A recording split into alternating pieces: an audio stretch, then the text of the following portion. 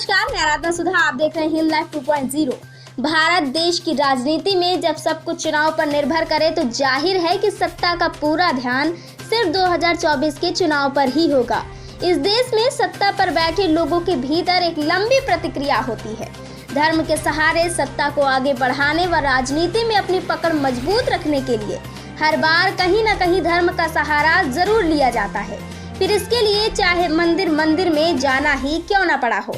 इस देश में बेरोजगारी, महंगाई, कुपोषण जैसे सामाजिक मुद्दे मंदिर मस्जिद के आगे दब जाते हैं। राजनीति का जिक्र होते ही धर्म के नाम पर वोट बटोरने के लिए समाज से धर्म की आड़ में वादे भी किए जाते हैं। मित्रवाद, मंत्रीवाद और परिवारवाद ये शब्द ऐसे हैं कि 2014 के लोकसभा चुनाव से पहले प्रधानमंत्री पद के प्रत्याशी वर्तमान के प्रधानमंत्री जी के जो समय समय पर विपक्ष के लिए प्रयोग किए जाते रहे। परिवारवाद पर तो कहीं ऐसा कुछ देखने को नहीं मिला, लेकिन इसी बीच हमारे दो जैसी कई बातें निकल कर सामने आई। उनमें एक अंबानी जी तो दूसरे अडानी जी। लेकिन सोचने वाली बात तो यह है कि उस दौरान 2014 से पहले के दौर में ये दोनों कारोबारियों का बिजनेस इतना नहीं फैला था जितना नोटबंदी, जीएसटी, कोरोना काल में विकसित हुआ। कोरोना काल के आसपास की अगर बात की जाए तो उस समय देश के हालातों का जिम्मेदार सिर्फ और सिर्फ कोरोना काल को ही माना जा रहा है कि आज अगर हमारा देश उन्नति के रास्ते पर नहीं है तो उसकी सबसे बड़ी वजह है कोरोना काल। लेकिन अगर सब कुछ कोरोना की वजह से ही होता तो आज हमारे देश में अडानी वर्ल्ड के अरबपतियों में शुमार ना होते।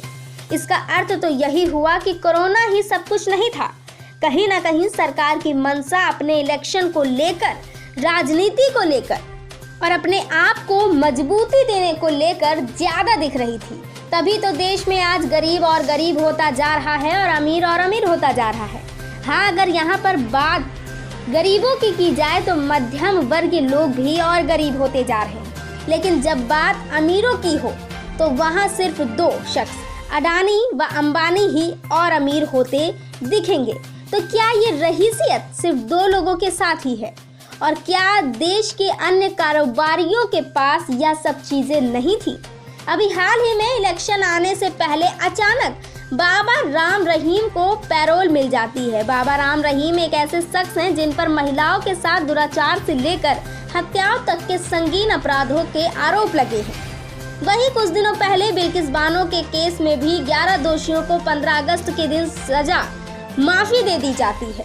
इंडियन एक्सप्रेस में छपी एक खबर के अनुसार इन लोगों को पैरोल भी मिली तो 10, 20, 50 या 100 दिन की नहीं बल्कि 1000 दिनों की पैरोल।